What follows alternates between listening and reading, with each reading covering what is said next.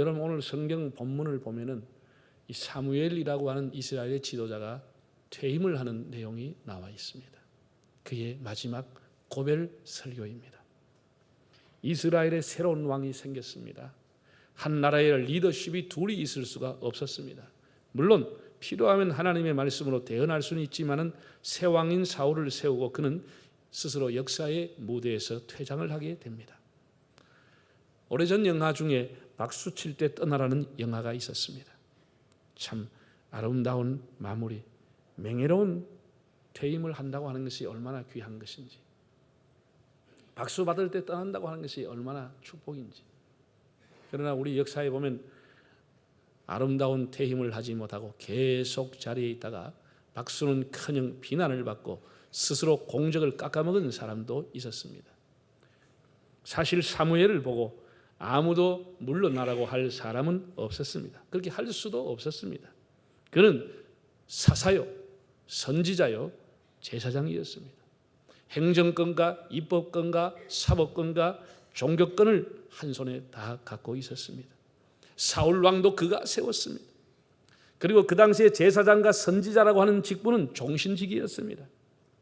아무도 그를 물러가라 할 수 없었지만 그는 우리말로 표현하면 쿨하게 모든 것을 내려놓고 그 자리에서 물러납니다. 오늘 본문을 통해서 우리들도 어떻게 살아야 할지, 어떻게 공직을 마무리해야 할지, 여생을 어떻게 살아야 할지를 교훈받을 수 있기를 바랍니다. 먼저 2절과 3절에 나온 내용을 다시 한번 읽어보겠습니다. 이제 왕이 너희 앞에 출입하느니라. 보라 나는 늙어 머리가 휘어졌고 내 아들들도 너희와 함께 있느니라.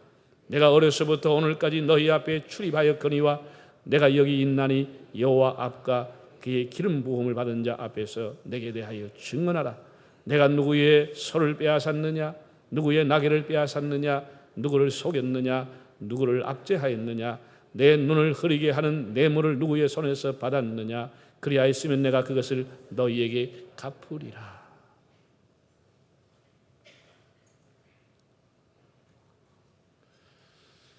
그는 어려서부터 여러분 앞에 출입을 했고, 내가 어려서부터 지금 머리가 허열 때까지 여러분 앞에 출입했습니다.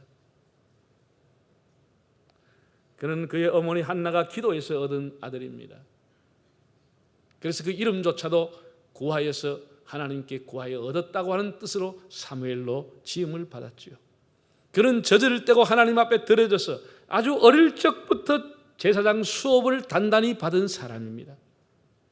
제가 오늘 원래 제목은 젖뗄 때부터 머리가 힐 때까지라고 하려다가 그는 정말 젖뗄 때부터 힐 때까지 머리가 초지일간 오직 하나님 앞에 절대 충성하고 절대 헌신한 사람입니다. 그는 정말 한 점 부끄럼 없이 살도록 힘을 썼던 사람입니다.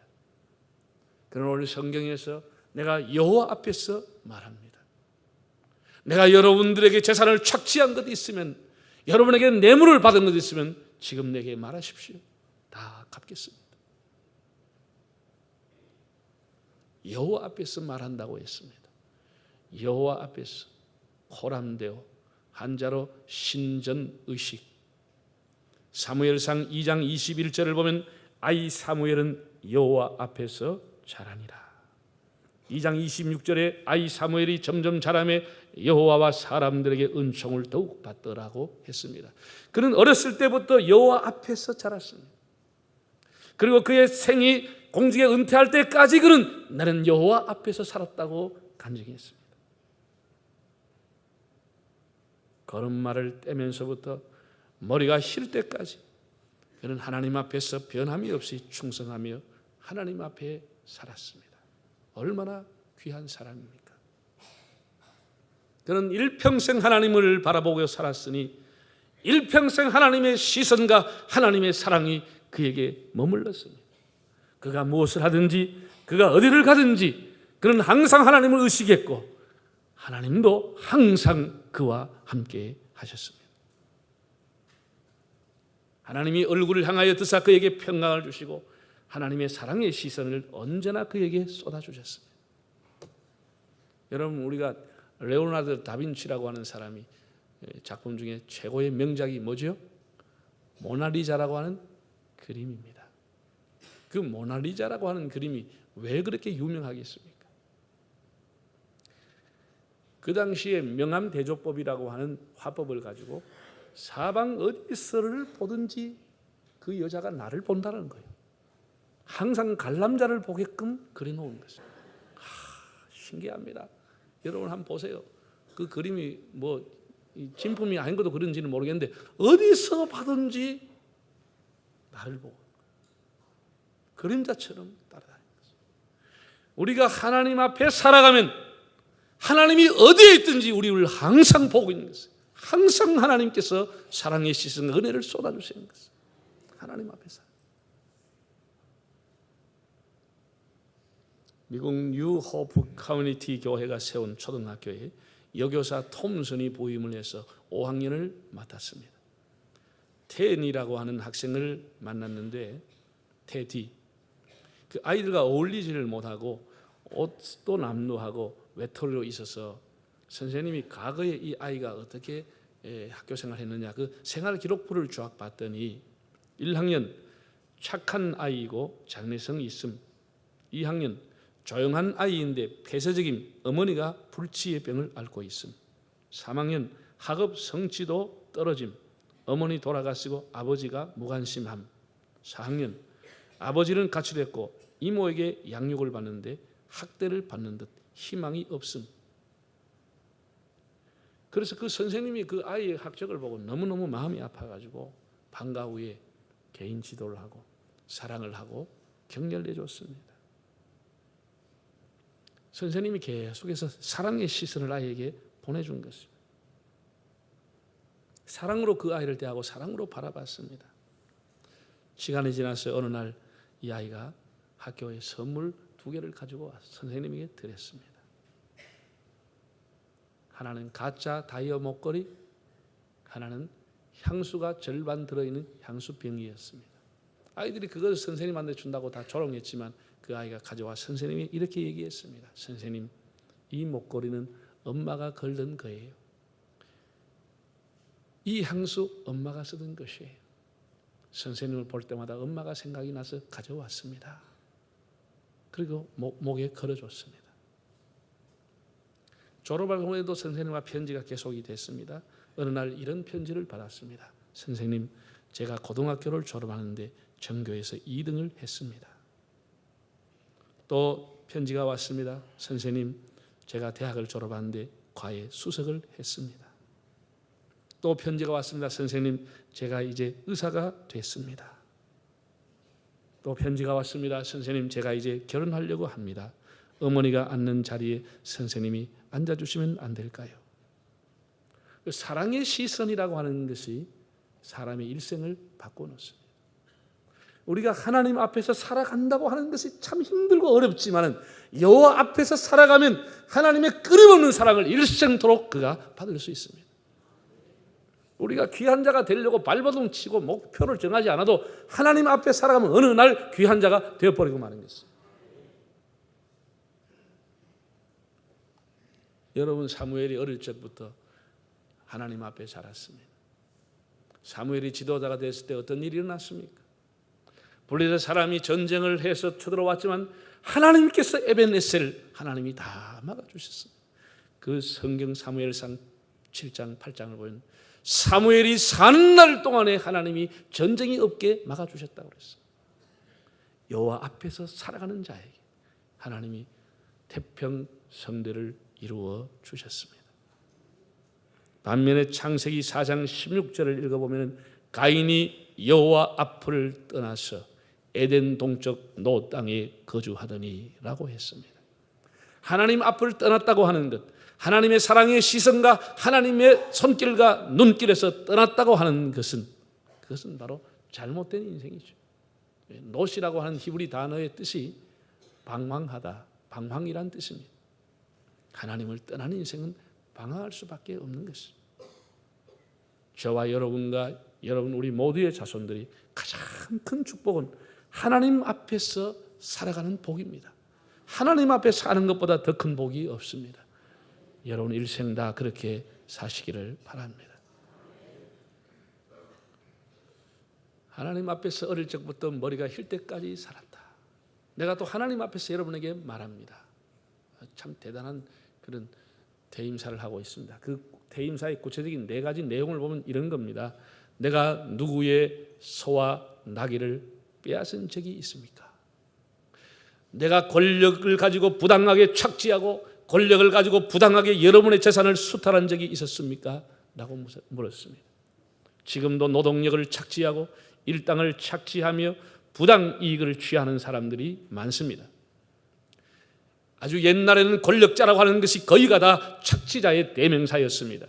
국민을 섬기는 것이 아니고 그 권력을 가지고 노동력을 착취하고 재산을 착취하고 인권을 착취하고 사리사욕을 가지고 탐관오리가 됐습니다.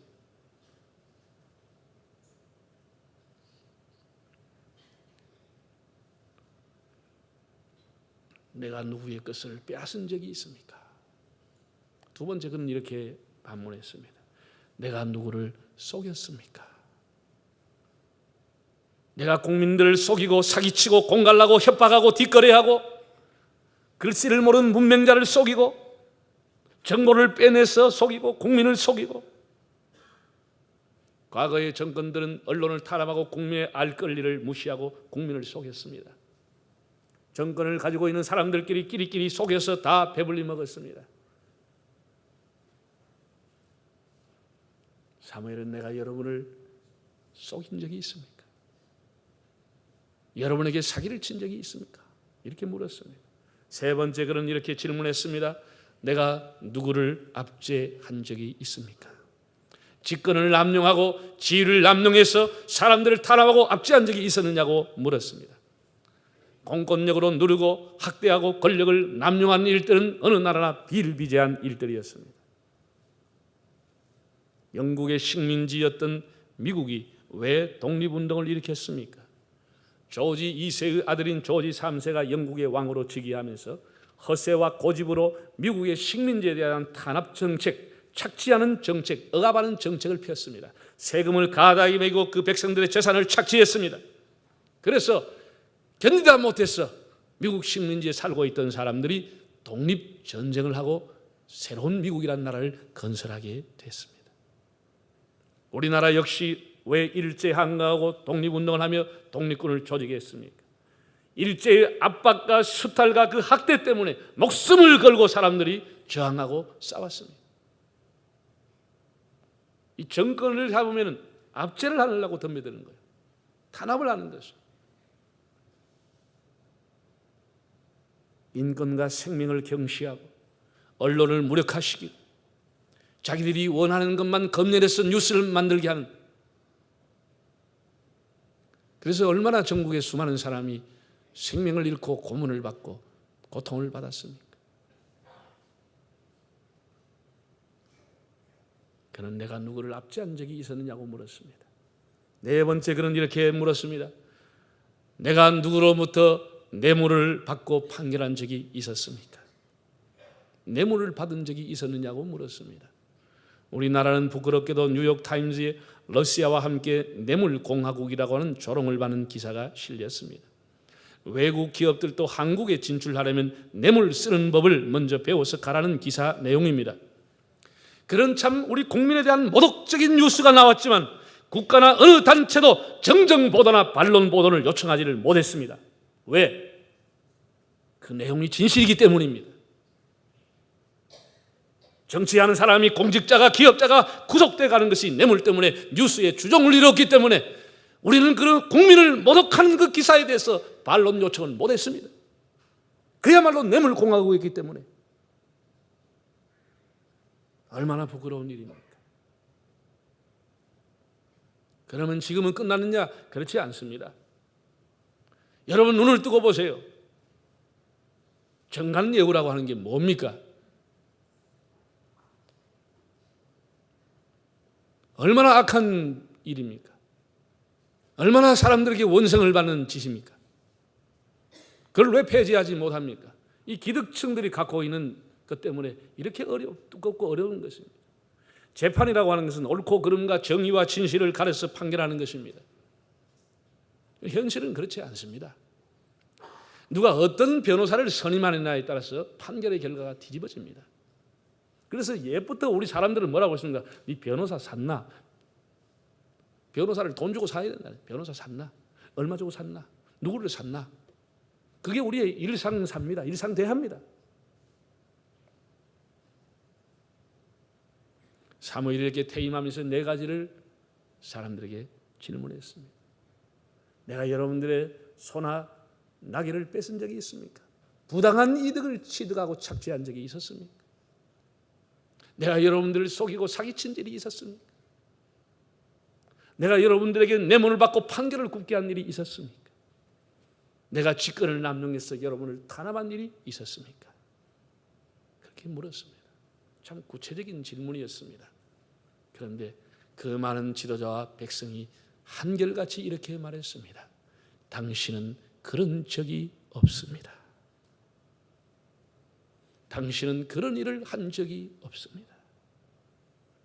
이렇게 그는 하나님과 그 백성들 앞에서 청렴한 지도자로, 공평무사한 지도자로 인정을 받았습니다. 정말 귀한 일이 아닐 수 없습니다. 사랑하는 형제 자매 여러분, 우리가 명예를 소중히 여겨야 합니다. 잠언 22장 1절에 보면 많은 재물보다 명예를 택할 것이요 은이나 금보다 은총을 택할 것이라고 했습니다. 우리가 많은 물질보다 명예를 소중히 여겨야 합니다. 은이나 금보다 하나님이 주시는 은총을 구하라고 했습니다. 인간은 누구나 다 때가 나면 떠나게 되어 있습니다. 떠나고 난 이후에 그 자리가 깨끗하고 아름다워야 합니다. 이제 여름 휴가철이 다가왔습니다. 지금 이렇게 깨끗하고 맑고 정말 그 좋은 자연의 계곡 속에, 이것도 여름이 때가 되면 사람들이 지나고 나면 온갖 쓰레기와 악취와 파리떼가 울굴하는 장소가 되고 맙니다. 각자가 가지고 갔던 쓰레기라도 가져오면 자연스럽게 환경이 보호되고 그 뒤에 오는 사람도 상쾌하게 여가를 즐길 수가 있을 텐데, 온갖 음식 먹도 뭐 할 걸 가지고 가서 그냥 갖다 버리고, 아무데나 쓰레기 갖다 버리고, 아무데나 대소변 누고, 그것이 우리의 수준입니다. 사람이 떠나고 난 이후에 깨끗한 자리, 깨끗한 자취를 남겨야 되지 않겠습니까? 여러분, 저와 여러분이 어떤 자리에 있든지 떠난 뒤가 아름다울 수 있기를 바랍니다. 사무엘은 어릴 적부터 늙을 때까지, 걸음마를 뗄 때부터 머리가 허열 때까지 청렴결백하게 살았다고 했습니다. 그는 변함이 없이 하나님 사랑하고 하나님의 도를 지키며 하나님 앞에 충성했습니다. 초지일간 백성을 사랑하고 약한 자를 보호하고 자기의 직무에 충실했습니다. 그는 어떤 일을 하든지 탐욕이나 권력욕으로 하지 아니하고 공평무사하게 일을 처리했습니다. 돈을 받고 뒷거래하지 않았습니다. 그 결과 하나님과 사람에게 인정과 칭송을 받고 후일 모든 사람의 사표가 되었습니다. 그의 퇴임은 정말 아름다운 자취입니다. 이제 우리는 정부나 남을 비판하기 전에 먼저 내 자신이 하나님 앞에서 어떻게 살아왔는지, 그리고 어떻게 살고 있는지를 성찰해 봅시다. 우리가 하나님 앞에서 살면 일평생 하나님의 시선과 하나님의 사랑이 내한테 머물게 될 것입니다. 우리가 때가 되면 현재 있던 자리에서, 여러분 공직에서, 여러분의 삶에서 떠나게 될 것입니다. 아름다운 자취를 남길 것인지, 추한 흔적을 남기고 갈 것인지. 지금 웰빙하는 용어를 사방에 쓰고 있습니다. 여러분, 최고의 웰빙 잘 사는 게 뭡니까? 우리가 여호와 앞에서, 하나님 앞에서 사는 것보다 더 좋은 웰빙이 없습니다. 하나님 앞에 살아가는 웰빙이야말로 그 사람이 더 건전하고 더 건강하고 더 진실한 삶을 살게 됩니다. 여호와 앞에 사는 것이 가장 큰 웰빙입니다. 그럼에도 불구하고 이 사무엘을 생각하면 참 가슴이 아픕니다. 그 스스로 말했듯이 어릴 적부터 머리가 허열 때까지 여호와 앞에 출입했지만 애석한 것은 그 은퇴식에 참석한 두 아들 요엘과 아비야가 있었습니다. 그 두 아들이 아비를 닮아 깨끗한 지도자였다고 하면 얼마나 그 자리가 빛나고 금상첨화가 됐겠습니까? 그것이 참 아쉽고 안타깝습니다. 참 자식은 마음대로 되지 않은 것 같습니다. 그래서 우리가 하나님의 긍휼과 자비를 계속해서 구해야 합니다. 제가 오늘 세 가지 성경 본문을 여러분에게 마지막으로 제시를 하고 여러분이 그 본문을 보시고 하나님 앞에 기도의 제목을 찾으십시오. 그렇게 기도하십시오. 오늘 오후에 설교할 제목입니다만 디모데후서 2장 15절을 한번 읽어볼까요? 너는 진리의 말씀을 옳게 분별하며 부끄러울 것이 없는 일꾼으로 인정된 자로 자신을 하나님 앞에 드리기를 힘쓰라. 부끄러울 것이 없는 일꾼이 되도록 기도하십시오. 두 번째는 시편 71편에 나오는 내용입니다. 하나님이여 나를 어려서부터 교훈하셨으므로 내가 지금까지 주의 기이한 일들을 전하였나이다. 또 하나님이여 내가 늙어 백발이 될 때에도 나를 버리지 마시며 내가 주의 힘을 후대에 전하고 주의 능력을 장래의 모든 사람에게 전하기까지 나를 버리지 마소서. 시편 71편에 나오는 이 17절 18절의 두 기절은 내가 어려서부터 늙어 백수가 될 때까지 여호와여 나를 버리지 마시며 내가 주의 도를 끝까지 전하겠나이다. 주님의 도를 전하기 위해서 하나님 저를 버리지 말아달라고 기도했습니다. 마지막은 유명한 잠언 30장 7절과 8절에 나온 9절까지 나오는 내용을 읽어보겠습니다. 내가 두 가지 일을 주께 구하여 사오니 내가 죽기 전에 내게 거절하지 마시옵소서. 곧 헛된 것과 거짓말을 내게서 멀리 하옵시며 나를 가난하기도 마옵시고 부하기도 마옵시고 오직 필요한 양식으로 나를 먹이시옵소서. 혹 내가 배물러서 하나님을 모른다 여호와가 누구냐 할까 하오며 혹 내가 가난하여 도적질하고 내 하나님의 이름을 욕되가 할까 두려워함이니이다. 우리가 거짓과 허탄한 것을 버리고 하나님 앞에 진실하게 살기를 기도하고 너무 과해서 교만할까 두려워하고 너무 부족해서 하나님을 원망할까 두려워하는 마음으로 하나님의 긍휼을 구하시기를 바랍니다. 사랑하는 여러분, 하늘을 우러러 한 점 부끄러움 없는 삶을 살기는 힘든 일입니다. 부산은 서울에 비해서 참 그래도 공기도 좋고 살기가 좋습니다. 서울에 사람들이 많이 모여 있는데 서울에 그 지하철을 타면은요 사람 많이 오지요. 공해 많지요. 그래서 이 옷을 입으면은 하루 아침에 출근했다 저녁에 집에 오면 옷을 벗어야 됩니다. 새까맣게 돼버려. 소매 끝도 새까맣게 된다는 거예요. 저는 오늘 아침 새벽에 이제 집사람이 달아줘서 입고 왔는데 부산에는 이거 수요일 밤까지 입을 수 있습니다. 세탁비가 상당히 이렇게 덜 적게 듭니다. 예. 이거 아껴 쓰면 토요일까지 기레기로 갚습니다. 예. 아이고 저 세탁은 힘든데 그냥 두라고 내가. 그래서 그냥 토요일까지도 갑니다. 근데 서울에는 그건 생각도 못 합니다. 예. 근데 우리가 이게 뭐 별로 더럽게 안 하고 깨끗하게 가려고 해도 우리도 모르는 사이에 음식 찌끄레기가 묻어지고 그 짜장면만 뭐만 시커멓게 묻어. 그러니까 이게 우리가 안 하려고 해도 저절로 묻어지는 거예요. 우리가 하나님 앞에 바르게 살려고 해도 부끄러움 없이 살기는 어려운 거예요. 그럼에도 불구하고 우리가 하나님 앞에 바르게 살려고 힘을 써야 되는 것이에요. 더럽다고 해서 합리화하고 변명하고 그렇게 막 살아서는 안 되는 것이에요. 우리가 지난날 잘못했으면 하나님 앞에 회개하고 하나님 앞에 정말 바르게 살았어. 내가 어떤 자리에 있을 때 나오란 이 자취가 아름다울 수 있도록 그 사람 정말 욕심이 별로 없었다. 정말 깨끗했다. 썩 괜찮은 사람이다. 그 정도만 모두 되면 나라가 바로 되겠지. 그 정도의 양심만 가지고 살면 국가가 바로 되겠지. 우리가 그런 소리 최소한 위대하다는 소리는 못 들어도 그 정도는 들어야 되지 않겠습니까? 사무엘의 퇴임사를 우리가 생각하고 우리가 어떤 자리에 있든지 아름다운 자취를 남기고 떠날 수 있는 저와 여러분 다 될 수 있기를 바랍니다.